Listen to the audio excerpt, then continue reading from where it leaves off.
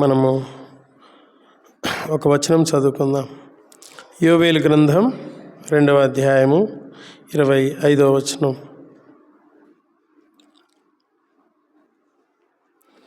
యోవేలు గ్రంథం 2వ అధ్యాయము 25వ వచనం.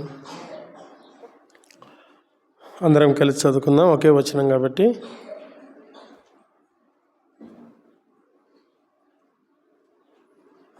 యోవేలు గ్రంథం 2వ అధ్యాయము 25వ వచనం.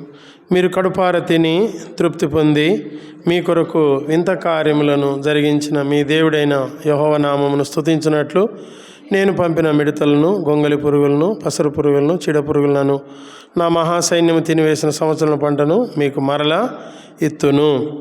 ప్రార్థన చేసుకుందాం. ప్రేమ కలిగిన మా ప్రియ పరలోకపు తండ్రి, పరిశుద్ధమైన దేవా, జీవము గల తండ్రి, జీవాధిపతి, నిన్న నేడు నిరంతరం ఏకరీతిగా ఉన్న గొప్ప దేవ, ఎన్నెన్నో మారని మార్పు చెందిన మాట తప్పని దేవా, అబ్రహాం, ఇస్సాకు, యాకోబుల దేవ, సజీవుల దేవ, సజీవులే నిన్ను స్తుతించుతారు. నేటి దినమున మేము సజీవులమై తండ్రి మిమ్మల్ని స్తుతిస్తూ ఆరాధిస్తున్నాం. ఈ యొక్క ఉదయకాల సమయంలో ఆత్మతో సత్యముతో నిన్ను ఆరాధించుటకు పరిశుద్ధాత్మదేవాను మాకు సహాయం చేయమని నూతన నిబంధన రక్తంతో కడిగి శుద్ధీకరించి పవిత్రపరచము. యజమానుడు వాడుకుంటకరమైన పాత్రగా సిద్ధపరిచి మాయం పొందమని ప్రభా, నీ రక్తము చేతముంచిన బిడ్డలము నీ సన్నిధానికి మేము బల చుట్టూ చేరువచ్చుంటున్న తండ్రి, నీ యొక్క సన్నిధి మా మధ్య ఉంచు. ఇశ్రాయేలు వేవేల మధ్యకు దిగిరమ్మని ప్రార్థన చేస్తున్నాం. ప్రభా, వచ్చిన మా ప్రియులందరిని బట్టి మీకు స్తోత్రములు. రావాల్సిన మా ప్రియులందరినీ మీరు జ్ఞాపకం చేసుకొని మీ ఆత్మ ద్వారా తోడుకొని వచ్చి నడిపించి మాయం పొందు. చుట్టుపక్కల ఉన్న ప్రజలను దర్శించు నాయన, ప్రతి ఒక్కరితో మాట్లాడు. ఈ ఉదయకాల సమయంలో సర్వలోకంలో ఆయన నీ బల చుట్టూ చేరువస్తున్న ప్రతి స్థలంలో మీ సన్నిధిని ఉంచు. నిలబడి నీ దాసుని అభిషేకించి వాడుకో మాయం పొందమని, మడేలంలో కూడా నీ సన్నిధి ఉంచమని యేసు ప్రభువు మా రక్షణ పెట్ట సమర్పిస్తున్నాం తండ్రి, ఆమేన్.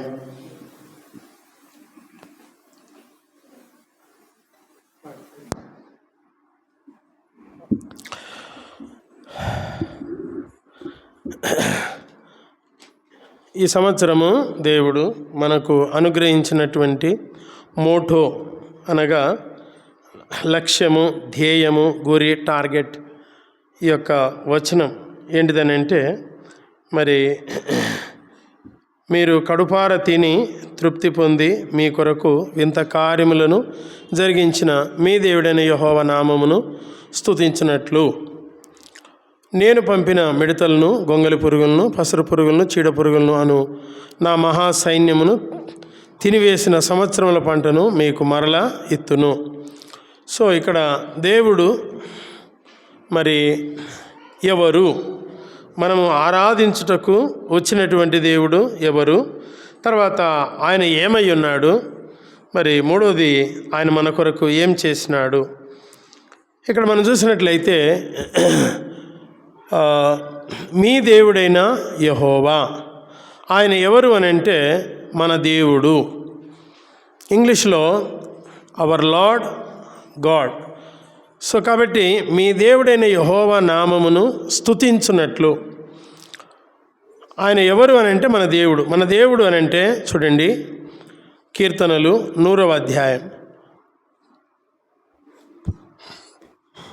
కీర్తనలు 100వ అధ్యాయము 3వ వచనం.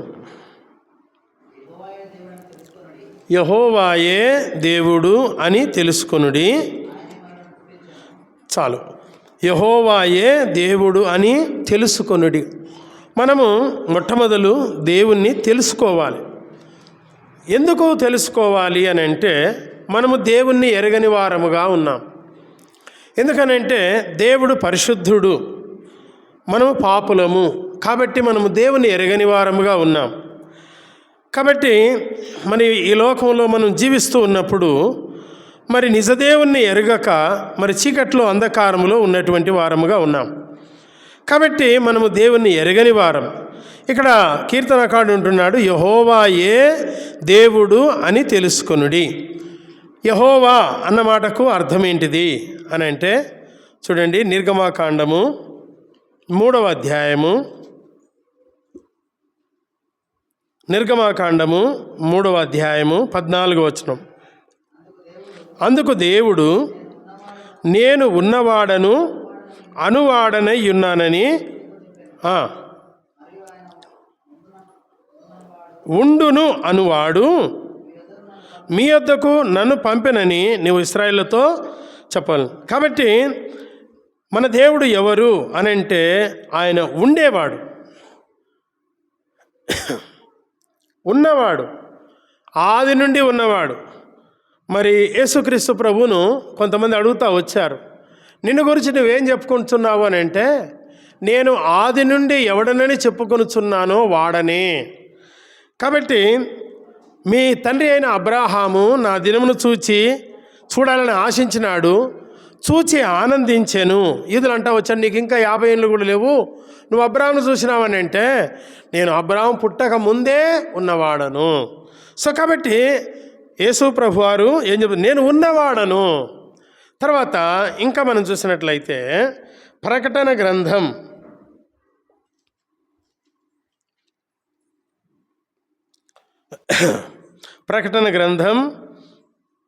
1వ అధ్యాయము 8వ వచనం.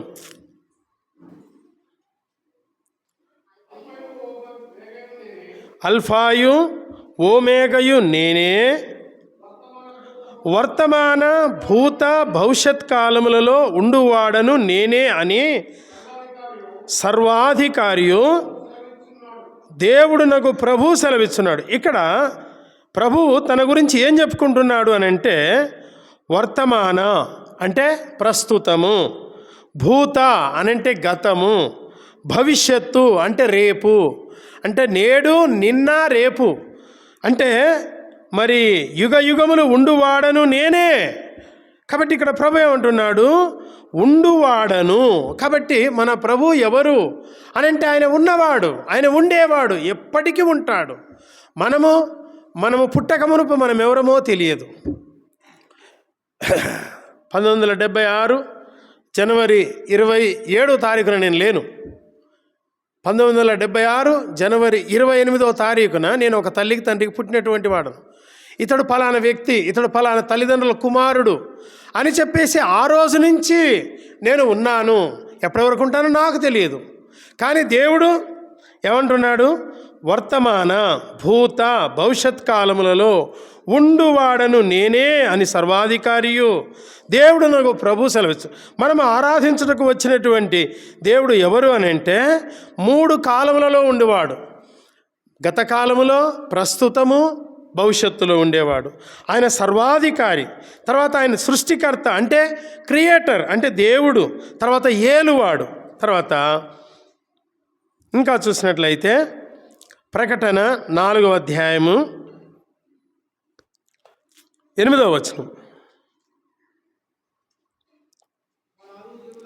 ఆ 4 జీవులలో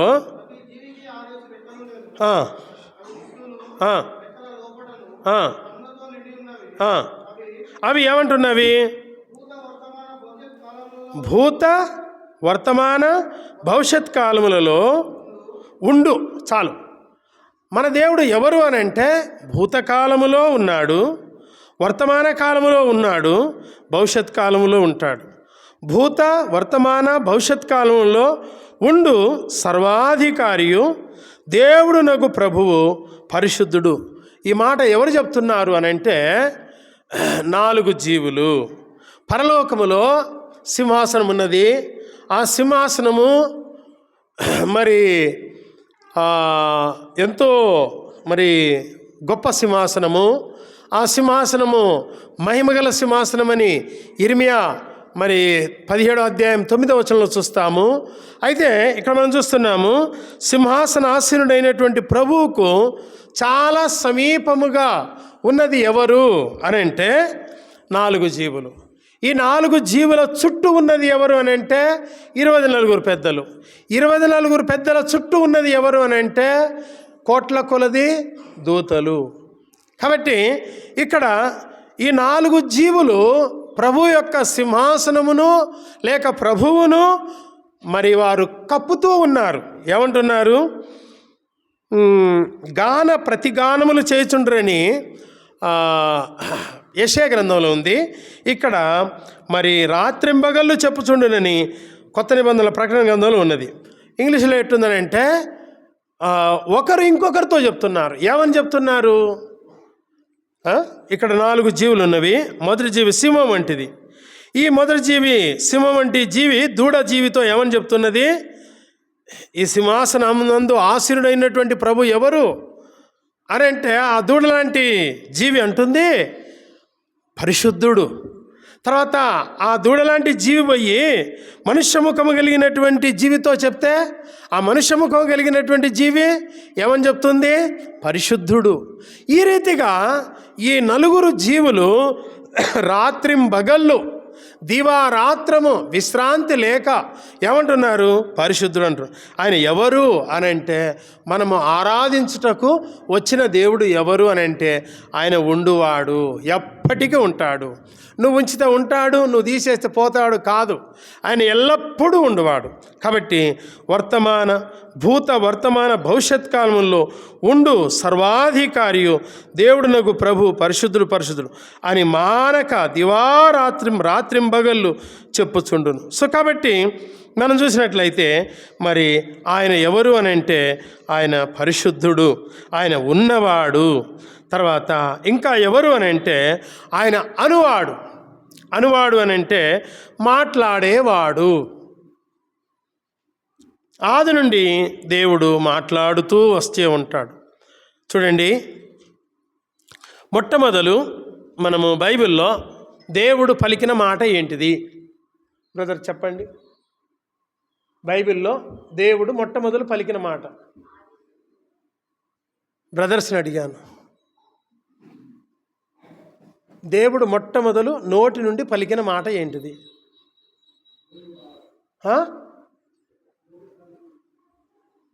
కొంచెం గట్టిగా చెప్పండి. వెలుగు కమ్మని పలుకగా వెలుగు కలిగాను. సో కాబట్టి అంటే దేవుడు ఆదియందు భూమి ఆకాశములు సృజించను, అది ఎప్పుడు సృజించినాడు అనేది ఎవరికి తెలియదు. కానీ మొట్టమొదలు బైబిల్లో మనం చూసినట్లయితే దేవుడు పలికిన మాట, ఆయన అన్న మాట ఏంటిది అని అంటే వెలుగు కలుగును గాక, వెలుగు కమ్మని పలుకగా వెలుగు కలిగెను. అంటే అనువాడు అని అంటే ఎప్పటికీ ఉండువాడు, తర్వాత ఎప్పటికీ అనువాడు అంటే మాట్లాడేవాడు. మన దేవుడు ఎవరు అని అంటే మాట్లాడేవాడు. ఆయన ప్రతి సందర్భంలో మాట్లాడేవాడు, ప్రతి దినము మాట్లాడతాడు, ప్రతి సమయంలో మాట్లాడతాడు, ప్రతి ఒక్క వ్యక్తితో మాట్లాడతాడు. ఆయన ఎవరు అని అంటే మాట్లాడే దేవుడు, అంటే మౌనముగా ఉండేవాడు కాడు. యోహాను సువార్త 1వ అధ్యాయం 1వ వచనం చదవండి. ఆదియందు వాక్యముండెను, ఆ వాక్యము దేవుని యొద్ద ఉండెను. చాలు. ఇక్కడ తెలుగులో ఆదియందు వాక్యముండెను, వాక్యము అన్న మాటకు మరాఠీలో అర్థం ఏంటిదనంటే శబ్దము. ప్రారంభి శబ్ద హోతా, శబ్ద దేవాసా హోతా, శబ్ద దేవ్ హోతా. కాబట్టి వాక్యము అన్న మాటకు ఇంగ్లీష్లో వర్డ్, హిందీలో వచనము, తర్వాత మరి మరాఠీలో ఏమంటారంటే శబ్దము. అంటే శబ్దము అని అంటే అది పలికితేనే కానీ ఆ శబ్దం అనేది బయటికి వస్తుంది. అంటే మనం మాట్లాడితేనే కానీ మన మాట బయటికి వస్తుంది. మనం మాట్లాడలేదనుకో ఆ మాట మన నుండి బయటికి రాదు. కాబట్టి దేవుడు ఎవరు అని అంటే ఆయన వాక్యం, అంటే ఆయన అనువాడు, ఆయన మాట్లాడేవాడు. సో కాబట్టి ఇప్పుడు ఉన్నవాడు మరి దేవుడు ఆయన నీతో నాతో మాట్లాడుతూ వచ్చాడు. చూడండి, హెబ్రీలకు రాసిన పత్రిక 1వ అధ్యాయము మొదటి 3 వచనాలు.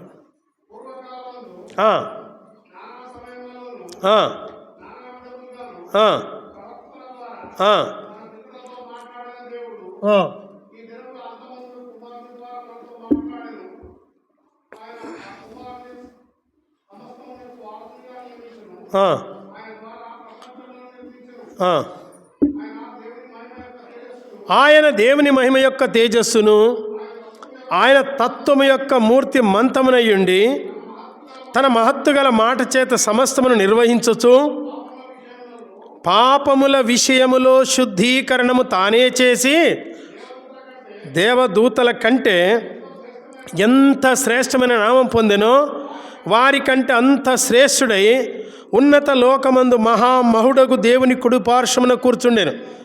చాలండి, ఇక్కడ మనం చూసినట్లయితే పూర్వకాలమందు నానా సమయములలోనూ నానా విధములుగాను ప్రవక్తల ద్వారా మన పితరులతో మాట్లాడిన దేవుడు. ప్రవక్తల ద్వారా మన పితరులతో మాట్లాడిన దేవుడు అంటే పూర్వకాలంలో మాట్లాడినాడు. ఇప్పుడు ఈ దినముల అంతమందు కుమారుని ద్వారా మనతో మాట్లాడాను. కుమారుని ద్వారా ఎవరితో మాట్లాడాను చెప్పండి? మనతో మాట్లాడాను, నాతో మాట్లాడాను. మీతో మాట్లాడిండా? ప్రశ్న. ఆయన నీతో మాట్లాడినాడా? యేసుప్రభు ఎవరు? ఆయన ఒక విగ్రహం కాదు, మనుషుడు పెట్టిన బొమ్మ కాదు, నువ్వు కలగజేసుకున్నది కాదు. ఆయన ఎవరు అని అంటే ఆయన అనువాడు, ఆయన మాట్లాడేవాడు. మాట్లాడాలంటే ఏముండాలి? జీవం ఉండాలి. అందుకనే యోహాను సువార్త 1వ అధ్యాయంలో ఆయనలో జీవముండెను, ఆ జీవము మనుషులకు వెలుగై ఉండెను. కాబట్టి ఆయనలో ఏమి ఉన్నది అని అంటే జీవము. ఆయనలో జీవం ఉన్నది కాబట్టి ఆయన మాట్లాడుతున్నాడు. ఆయన జీవము గలవాడు. మనం ఆరాధించడానికి వచ్చిన దేవుడు ఎవరు అని అంటే ఆయన జీవము గల దేవుడు. కాబట్టి ఆరాధనంటే ఆయన ఏమై ఉన్నాడు, ఆయన తనకు తాను ఏమై ఉన్నాడు. కాబట్టి ఆయన ఎవరు?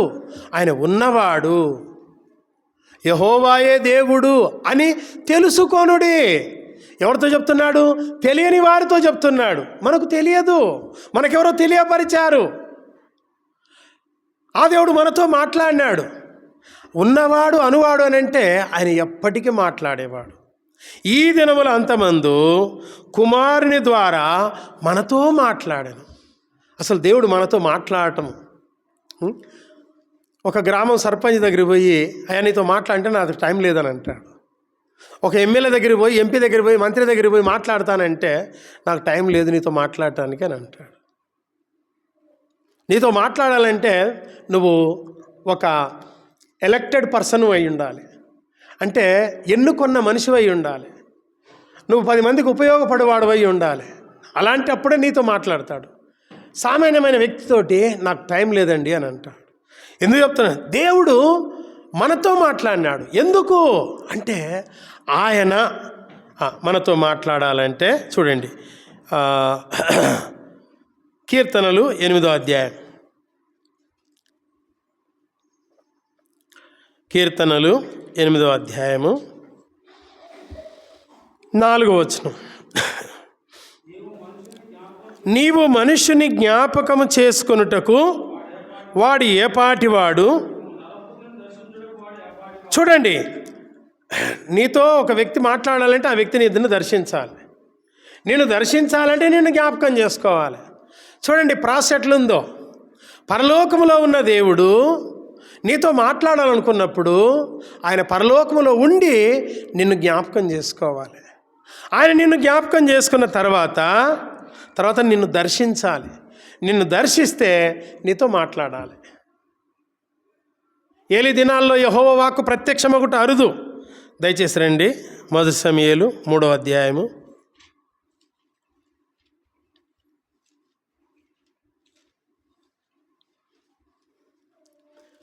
మొదటి సమూయేలు 3వ అధ్యాయము 1వ వచనం.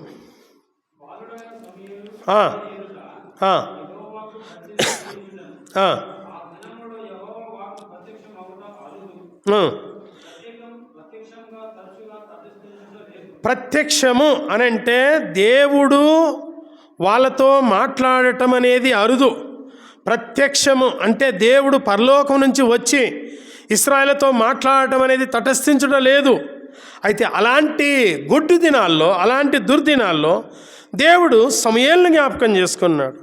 సమూయేలును జ్ఞాపకం చేసుకొని 10వ వచనం చదవండి. చూడండి, యెహోవా ప్రత్యక్షమై అంటే మొట్టమొదలు యెహోవా సమూయేలును జ్ఞాపకం చేసుకున్నాడు.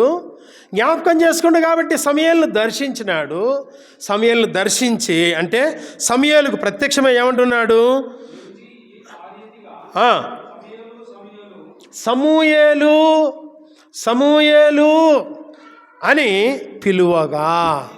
చాలండి, ఒక మనిషి పేరు పెట్టి పిలుస్తున్నాడు, సమూయేలు సమూయేలు అంటే మనం ఆరాధించడానికి వచ్చినటువంటి దేవుడు ఎవరు అని అంటే ఆయన మాట్లాడే దేవుడు. అందుకనే ఆయన అన్నాడు, నేను ఉన్నవాడను అనువాడను, ఎప్పటికీ ఉండేవాడిని, ఎప్పటికీ మాట్లాడేవాడిని. పూర్వకాలములో నానా విధములుగా ప్రవక్తల ద్వారా మన పితరులతో మాట్లాడుతూ వచ్చినాడు.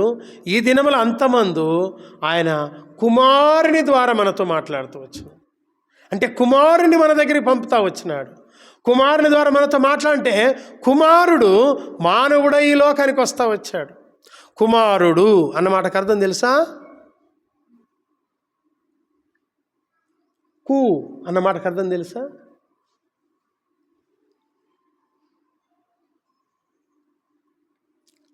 కు అనగా పాపము, మార్ అనంటే చంపుట, పాపమును చంపువాడే కుమారుడు. కు వచన్ అనగా చెడ్డ మాటలు, కు కర్ము చెడ్డ పనులు, కు దృష్టి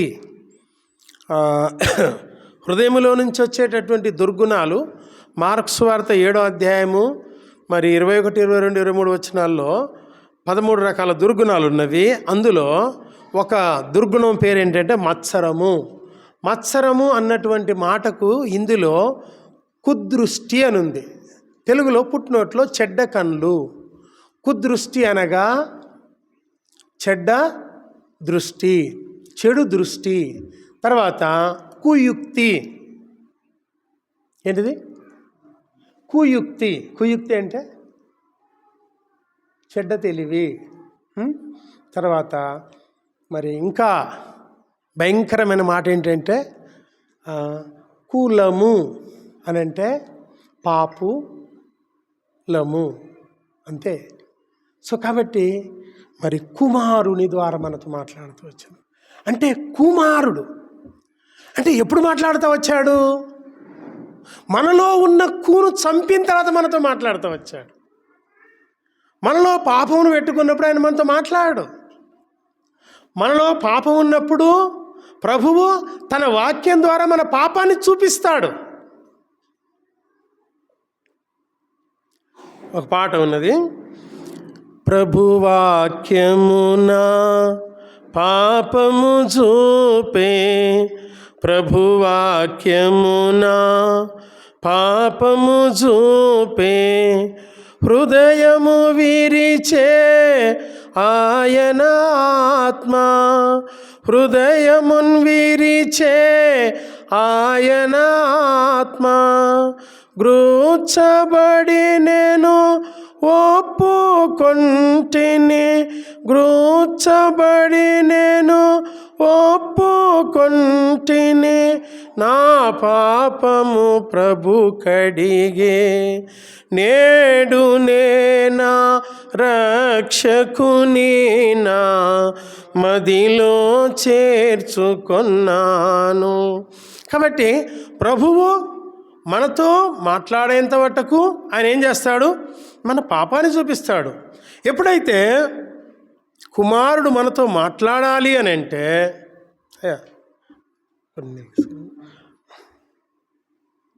కుమారుడు మనతో మాట్లాడాలంటే మనలో ఉన్న పాపము చనిపోవాలి, మనలో ఉన్న పాపం తీసివేయాలి. మనలో పాపం ఉన్నదనుకో ఆయన మనతో మాట్లాడు. ఎందుకంటే ఆయన పరిశుద్ధుడు. మనం పరిశుద్ధులముగా ఉన్నప్పుడు ఆయన మనతో మాట్లాడతాడు. కాబట్టి మరి ఆయన ఉన్నవాడు అనువాడు. ఇప్పుడు నేను ఇశ్రాయేలు దగ్గరికి పోయి నీ పేరు ఏమని చెప్పాలి అని అంటే ఎప్పుడు ఉండునను వాడు నన్ను మీ యొద్దకు పంపాను అని పోయి చెప్పు అని చెప్తా వచ్చాడు. కాబట్టి యెహోవాయే దేవుడని తెలుసుకొనుడి. తర్వాత రెండోది, ఆయనే మనలను పుట్టించెను. కీర్తనలు 100వ అధ్యాయము 3వ వచనం, ఆయనే మనలను పుట్టించెను అంటే చాలు. అంటే మనలను మనమే సృజించుకొనలేదు. నా క్లాస్మేట్ ఒకడు ఉండే, భైరవుని బండ, బీసం మల్లేశం అని.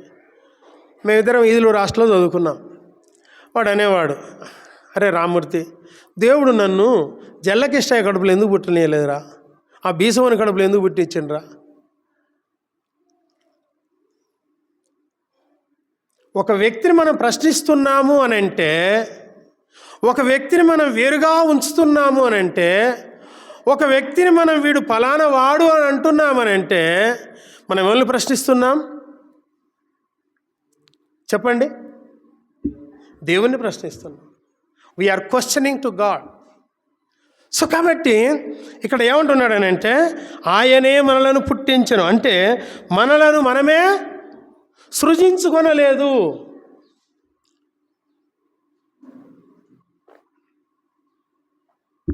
మనలను మనమే సృజించుకొనలేదు అని అంటే మన జన్మ మనము చేసుకోలేదు. ఏ తల్లి కడుపులో పుట్టాలి, ఏ తండ్రి కడుపులో నుంచి ఏ తల్లి కడుపులోనికి వెళ్ళాలి, ఎక్కడ పుట్టాలి, ఎవరు మనల్ని పెంచాలి, మనం ఎవరి పిల్లలు మనబడాలి, అది మన చేతిలో లేదు. కాబట్టి ఆయనే మనల్ని పుట్టించినాడు. నువ్వు ఒక తల్లికి తండ్రికి జన్మించినావనంటే ఎప్పుడు క్వశ్చన్ చేయకూడదు. ఎందుకనంటే ఆయన తన సార్వభౌమ సంకల్పము చొప్పున ఆయన నిన్ను పుట్టించినాడు.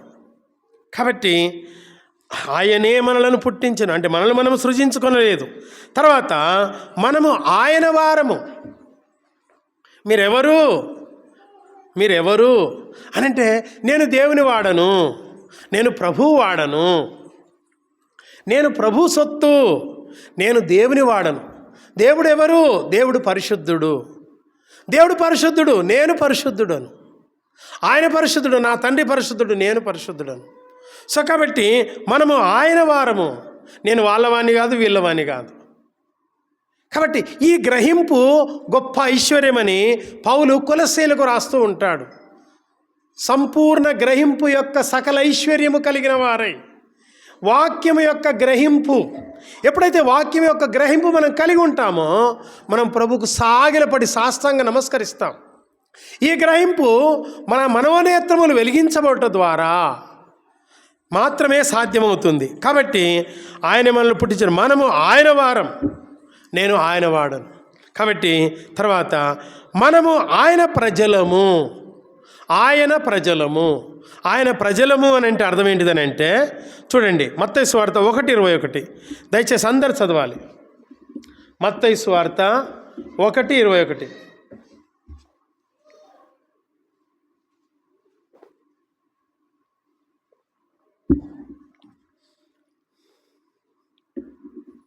ఆమె యొక్క కుమారుని కనును తన ప్రజలను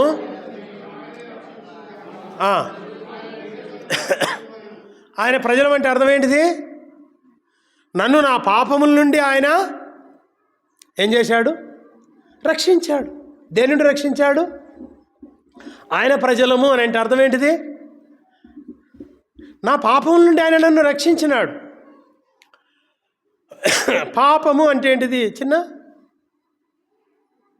పాపము, what is the definition of the sin? ఆజ్ఞాతిక్రమమే పాపము. మరట్లే ఉందో తెలుసా? స్వఈరాచార్ పాపాహ అని ఉంది. ఏంటిది చెప్పండి? స్వఈరాచార్. స్వఈరాచార్ అంటే అదే, గట్టిగా చెప్పు. సొంత చిత్తం. స్వ అంటే సొంత, ఈ అంటే ఇష్టము, ఆచారం అంటే నా ఇష్ట ప్రకారము, మై విల్.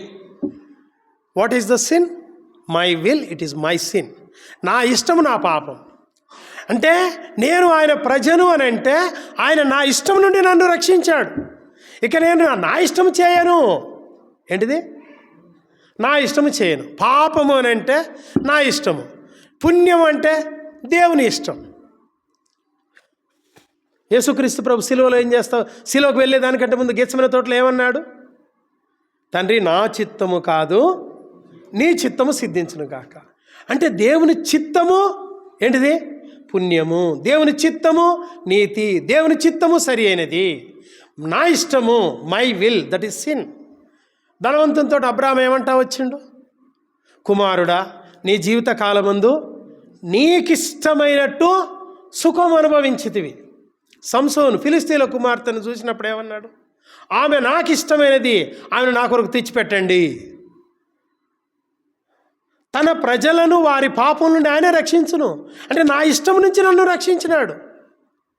ఇంకా నా ఇష్టం లేదు, ఎందుకంటే ఆయన నన్ను తన ప్రజగా చేసుకున్నాడు. నేను ఆయన ప్రజను అనబడుతున్నాను అని అంటే నా ఇష్టం లేదు, ఇంకా ఆయన చిత్తం. నా జీవితంలో నా ప్రభు చిత్తం సిద్ధించాలి. నా జీవితంలో నేను ప్రభు చిత్తం చేయడానికే రక్షించబడ్డా. అందులో ఒకటేంటంటే, ప్రాముఖ్యమైనది ఏంటిదంటే ప్రభును ఆరాధించుట. దేవుని చిత్తములో ప్రప్రథమమైనది ఏంటంటే ప్రభును ఆరాధించుట, ప్రభును స్తుతించుట, ప్రభువుకు కృతజ్ఞతలు చెల్లించుట, ప్రభువుకు సాగిలపడుట, నమస్కరించుట. ఇది ప్రప్రథమైనది. ఇది నీకు దేవునికి సంబంధించింది. ఇందులో ఏ ఒక్కరు పాలు పొందరు. అబ్రహాము అర్పించిన బలిలో లోతుకు పాలు లేదు, వేరే ఎవ్వరికి పాలు లేదు. అది అబ్రహాము అర్పించినటువంటి బలి. కాబట్టి నీ ఆరాధన నీది, నా ఆరాధన నాది. 2019లో మేము బొంబాయి బయట 2001 సంవత్సరం నేను ముంబైకి వెళ్ళాను. 2000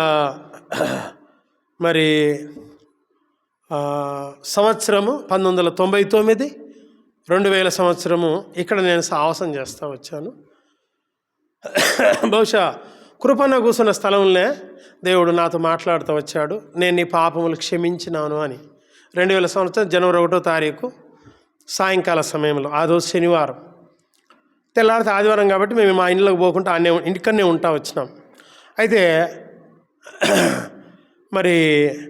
నేను బొంబాయి పోయిన తర్వాత ఒక దాదాపు 17-18 సంవత్సరాలు బొంబాయిలోనే సువార్త ప్రకటిస్తూ వచ్చాం. 2019లో బొంబాయి బయటికి సువార్త తీసుకెళ్ళాం, అవుట్ ఆఫ్ ముంబై సువార్త తీసుకెళ్ళినప్పుడు దేవుడు 2020 సంవత్సరంలో ఒక యూపీ సిస్టర్ రంజనా సింగ్ యాదవ్ అనేటువంటి సహోదరి ప్రభుని అంగీకరించింది. ఆమె యొక్క ఆరాధన చూస్తే ఆమె ఎట్లా ఆరాధన చేస్తుందని అంటే, ప్రభువా, నీలాంటి దేవుడు ఆకాశంలో కానీ భూమి మీద ఎవరూ లేరు, అలాంటి ఆరాధన నేను ఇంతవరకు వినలే. प्रभु जी आपका जैसा ना ऊपर की आसमान में ना धरती पे आपका जैसा ईश्वर कोई है ही नहीं है. కాబట్టి అది నీ ఆరాధన, అది నీది. కాబట్టి అది దేవుడు నీ నోట ఉంచిన క్రొత్త గీతము. కాబట్టి మరి ఇక్కడ ఏమంటున్నాడు, మనము ఆయన ప్రజలము, ఆయన ప్రజలము అని అంటే ఆయన ద్వారా పాపం నుంచి విడిపించబడ్డాం. తన ప్రజలను వారి పాపం నుండి ఆయన రక్షించును. కాబట్టి ఆయన నా రక్షకుడు. తర్వాత మరి చూసినట్లయితే ఆయన మేపు గొర్రెలము. ఎవరము? ఆయన మేపు గొర్రెలము. ఇప్పుడు దేవుడు ఎప్పుడు మేపుతాడు? దేవుడు మనలను ఎప్పుడు మేపుతాడు? చూడండి, కీర్తనలు 28, కీర్తనలు 28 9వ వచనం. మొట్టమొదలు నీ జనులను అంటే అర్థం ఏంటిది? నీ ప్రజలను వారి సొంత ఇష్టము నుండి రక్షించుము. నీ ప్రజలైన వారు తమ ఇష్టము చేయకుండా నీ చిత్తము చేయనట్లు వారిని రక్షించుము. This is the salvation. ఇది రక్షణ. తర్వాత రెండవది, బ్లెస్ దైన్ ఇన్హెరిటెన్స్. నీ స్వాస్థ్యమును ఆశీర్వదింపుము. కాబట్టి దేవుడు మనలను ఏం చేయాలన్నట? ఆశీర్వదించాలి. ఏంటిది? ఆశీర్వదించాలి. నీ స్వాస్థ్యమును ఆశీర్వదించుము. రక్షణ, తర్వాత ఆశీర్వాదము, తర్వాత మూడోది ఏంటిది? తెలుగులో కాపరి అని ఉంది, ఇంగ్లీష్లో ఫీడ్ దెమ్ ఆల్సో. వారిని పోషించు. రక్షణ లేకుండా నువ్వు పోషించబడవు, రక్షణ లేకుండా నువ్వు ఆశీర్వదించబడవు, ఆశీర్వాదం లేకుండా ఏంటిది, ఆశీర్వాదం లేకుండా పోషించబడవు, పోషించబడకుండా ఉన్నత స్థలంలోనికి రాలేవు. తెలుగులో ఉద్ధరింపుము అని ఉంది, ఇంగ్లీష్లో lift them up for ever and ever. Lift them, lift అంటే కింద ఉన్నోన్ని పైకెత్తు. సో దేవుడు మనల్ని ఏం చేస్తున్నాడు, పైకెత్తుతున్నాడు. ఏంటిది పైకెత్తుట అని అంటే ప్రకటన 1:6. ప్రకటన 1:6. మనలను ప్రేమించుచు తన రక్తము వలన మన పాపముల నుండి మనల్ని విడిపించిన వానికి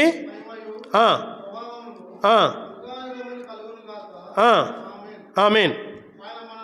ఆయన మనలను ఎవరికి, తన తండ్రియగు దేవునికి, ఇంగ్లీష్లో, తెలుగులో రాజ్యం అని ఉంది, ఇంగ్లీష్లో ఏముందంటే he made us Kings and priest. Kings and priest అంటే ఆయన మనలను తండ్రి అయిన దేవునికి ఏం చేస్తూ వచ్చాడు, రాజులుగా చేస్తూ వచ్చాడు. మనమందరము రాజులము. మనమందరం ఎవరము చెప్పండి, రాజులైన యాజక సమూహం. ఎందుకు? రాజు కొడుకు రాజు ఎవరు? రాజు కొడుకు రాజు యేసుక్రీస్తు ప్రభువు రాజులకు రాజు. నేను రాజు, మనము రాజులము. అయితే ఆయన మన పైన రాజు, king of kings, lord of lords. So కాబట్టి ఆయన మనలను రాజులను గాను యాజకులను గాను చేశాను. సో కాబట్టి విషయం ఏంటంటే lift them up for ever and ever అని అంటే ఏంటిది, పైకెత్తడము అని అంటే ఆయన మనల్ని రాజులుగా చేయటం. మరి రాజులమైతే కిరీటం ఉండాలి కదా, ఏముండాలి, కిరీటం ఉండాలి కదా. రండి, కీర్తనలు 103, కీర్తనలు 103 4వ వచనం. 103వ అధ్యాయము 4వ వచనం.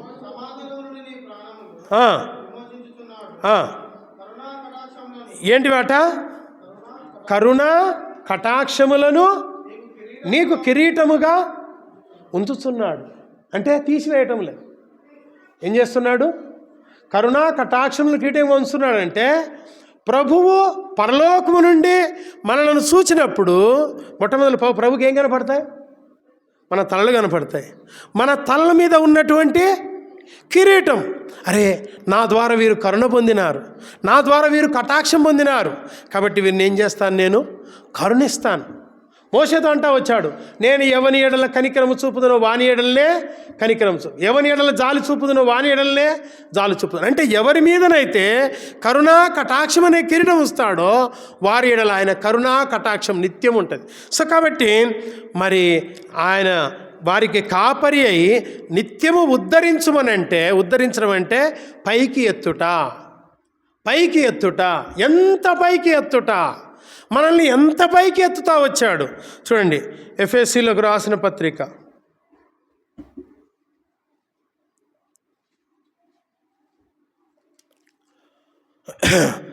ఎఫెసీలకు రాసిన పత్రిక 2వ అధ్యాయము 7వ వచనం. క్రీస్తు యేసునందు మనలను ఆయనతో కూడా లేపి పరలోకమందు ఆయనతో కూడా ఎక్కడికి లిఫ్ట్ చేస్తూ వచ్చాడు? ఎక్కడి నుంచి లేపుతా వచ్చాడు? ఎక్కడి నుంచి లేపుతా వచ్చాడు? కీర్తనలు 40వ అధ్యాయం 3వ వచనం. కీర్తనలు 40వ అధ్యాయము 2వ వచనం.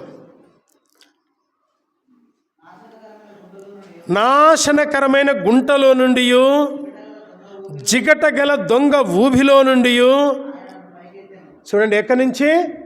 నాశనకరమైన గుంట. ఏ గుంటాట చెప్పండి?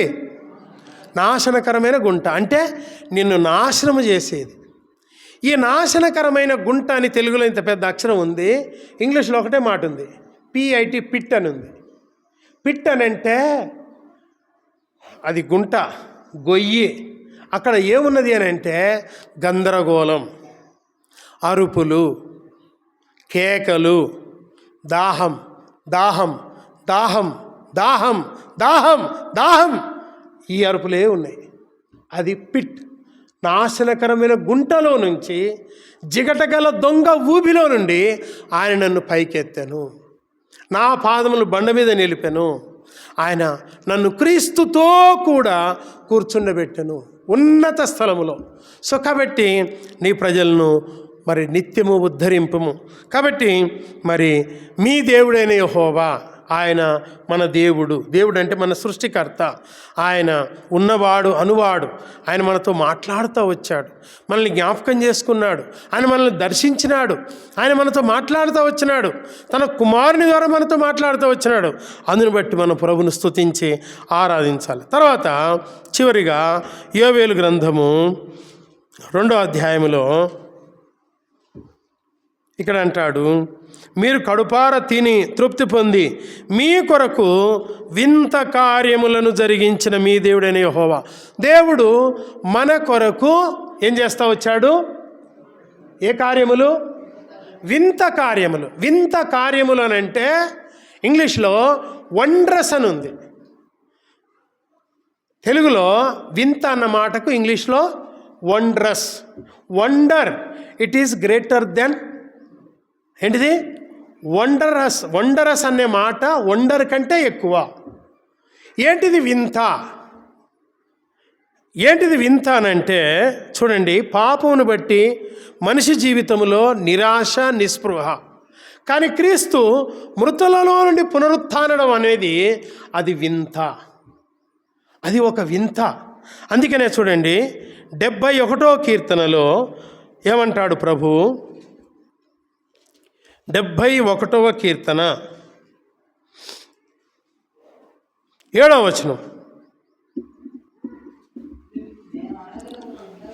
నేను అనేకులకు ఒక వింతగా ఉన్నాను.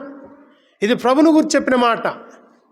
ప్రభువు మనకే కాదు, సర్వలోకానికి ఆయన ఎట్లా ఉన్నాడు అని అంటే వింతగా ఉన్నాడు. ఏంటిది వింత అనంటే మరణమును జయించి పునరుత్థానం అవ్వడం. ఈ లోకములో ఎంతోమంది వచ్చారు, ఎన్నో అద్భుతాలు చేశారు, కానీ వింత కార్యం ఎవరు చేయలే. యేసుక్రీస్తు ప్రభు ఒక్కడు మాత్రమే వింత కార్యం చేస్తూ వచ్చాడు. ఏంటిది అని అంటే ఆయన మరణాన్ని జయించి పునరుత్థానుడైతే లేస్తూ వచ్చినాడు. ఇక్కడ మరి చూడండి,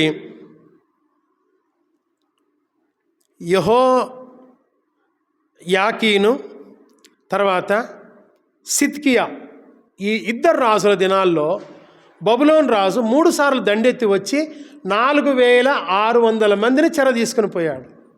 చెర తీసుకుని పోయిన తర్వాత వాళ్ళు మరి బబులోను దేశంలో 70 సంవత్సరాలు ఉంటా వచ్చారు. ఈ 70 సంవత్సరాల లోపు నెబుకద్నెజరు, ఎవిల్మెరోదేకు, బెల్షస్సరు, ఈ 3 కల్దీయుల రాజులు రాజ్యం వెళ్తూ వచ్చారు. ఈ రాజ్యం అయిపోయిన తర్వాత మాదీయుడైనటువంటి దర్యావేష వెళ్తూ వచ్చాడు. ఆ రాజు తర్వాత పారసీకులు వెళ్తూ వచ్చారు.